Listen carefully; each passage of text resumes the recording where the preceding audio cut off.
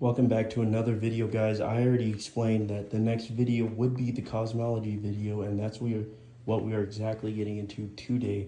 So similar to how other manga work, of course, you have the normal types of things for a cosmology. You have the cities, you have the towns, all that other stuff like city blocks, streets, all that stuff. And then you get into states, countries, continents, and then eventually planets. Well, of course, hunting has the same concepts of planets, stars, freaking nebulas, galaxies, superclusters, and then the observable universe, and then the entire universe in its entirety. And then after that, this is where it changes. Everything is the same as other shows, but what makes hunting so complex is once you get into multiverses, it's not just infinite universes, it is an uncountable infinity of universes that all have their own separate timelines that work on a molecular level that's so indefinitely small that it's like hard to even, it's impossible for a normal human to even understand. And then basically it's just infinity on top of infinity. And then you get into hyperverses, outer verses, and then the omniverse, and then everything after that. All of that is made up of one specific plane of existence, and it's called Genseijo. Genseijo makes up every single part of that plane in its entirety. So all of that is just one plane of existence, and that plane of existence is like uncountable levels of infinity. Like it views everything below it as fiction and like just completely nothing. That is what Genseijo is.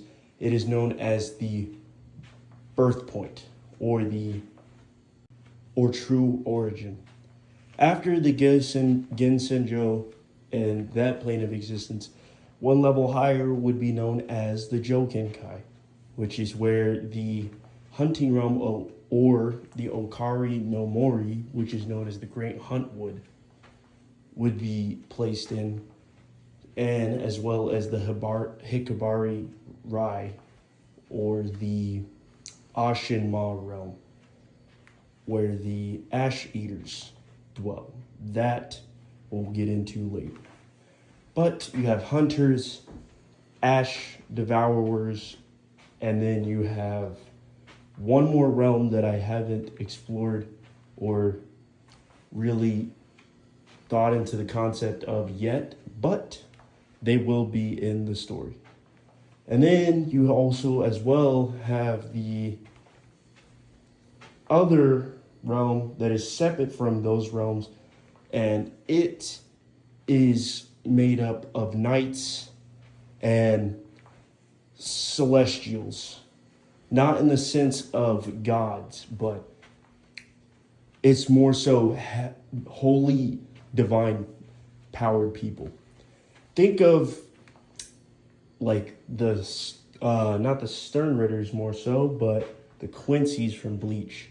But they are actually knights, and they hold up values of peace, and that is shafted away through conquering from some unnoble knights. But those four are the main realms made up in the area known as Jogenkai, which is the second plane. Next, we have Shinian, known as the imaginary truths. This plane of existence is where thoughts are really not hosted or like prepped, but they're more so just there. Anything that is thought of or made or just, this realm is like so limitless in terms of possibility. It's ridiculous. And the first person to discover this is it's gonna really do some numbers for the story. After that, last but not least, we have Sahakil, which is known Truth Above the Clouds, which is where the one and only Asataro, the first ever hunter, the god of the entire Venari Cosmology.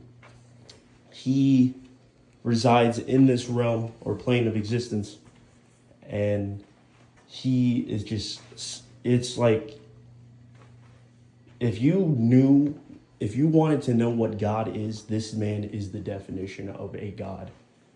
He's not just some person who can do things on a like ridiculous level, and he is a God in the sense of the word. And his backstory and everything's going to be crazy wicked. But those are the 4 planes of existence. So if you were thinking of Gensei in terms of versus Battle Wiki, because I know a lot of people like that, it would be in the sense of somewhere between high outer to high outer plus. And then you have Jogenkai, which is around high outer plus into like the highest levels of high outer infinitely.